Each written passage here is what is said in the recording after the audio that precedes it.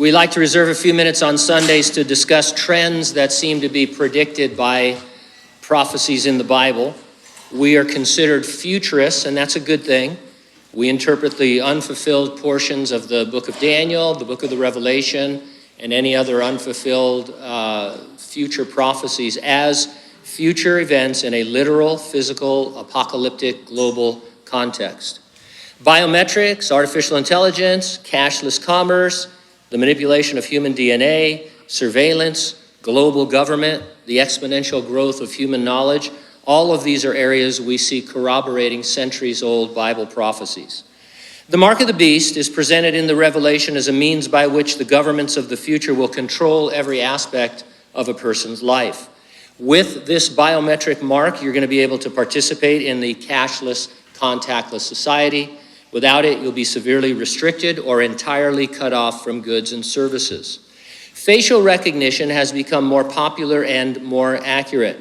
It's one of the biometric technologies that could be utilized to take control over a society in the way described in the Revelation. Now, we're not saying that facial recognition is the mark of the beast or anything like that, only that you would expect governments to be moving in the direction of being able to control its citizens in a more direct way, and this is one way I think you'll see by the time I read a couple of articles this morning. One article I read was titled, Biden has quietly deployed an app for asylum seekers. Privacy experts are worried.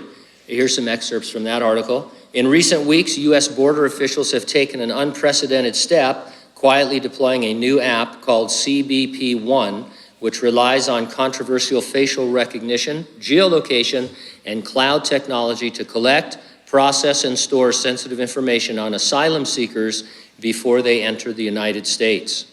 The DHS, Department of Homeland Security assessments, describe the app as necessary because border officials cannot process all individuals at once who are seeking protection in the United States. CBP's use of facial recognition poses an enormous risk to privacy and is another step down a dangerous path, Ashley Gorski, senior attorney at the ACLU National Security Project, told The Times. Whenever the government acquires a person's face print, it creates a risk of persistent surveillance where the government could identify and track people's movements without their knowledge. Administration officials have expanded the use of CBP once again to those identified as potentially eligible for exemption from the current COVID-19 Title 42 policy, under which authorities have expelled migrants without a court date and with negligible processing. That means using the app for the first time to collect entirely new biometric data, including photographs from asylum seekers in Mexico before they even arrive at the border. Now, regardless what you think about that use of facial recognition, keep it in mind while I quote another second article. And if I had talked about this a few years ago, you would have left the church because you'd think I'd become a nut. But this is a real article from a real news source, and it's called Autonomous Slaughterbot Drones Reportedly Attack Libyans Using Facial Recognition Technology. Here's the excerpt. In 2017, the Boston-based Future of Life Institute released a chilling 7-minute arms control video called Slaughterbots. It featured swarms of autonomous killer drones using facial recognition technology to hunt down and attack specific human targets.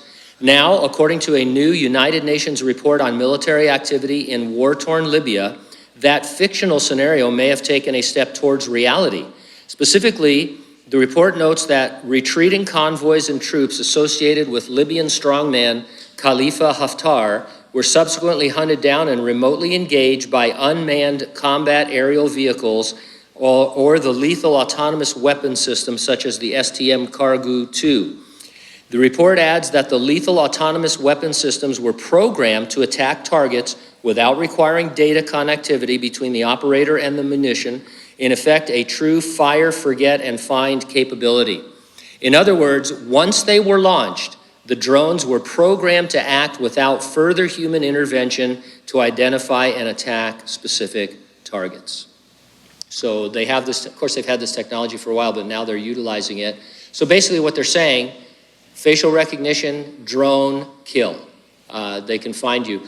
Remember the old X-Men movie where Dr. Xavier was going to be forced into killing all the mutants, or more recently, I think the Winter Soldier, they were going to use the helicarriers to kill everybody that they didn't like.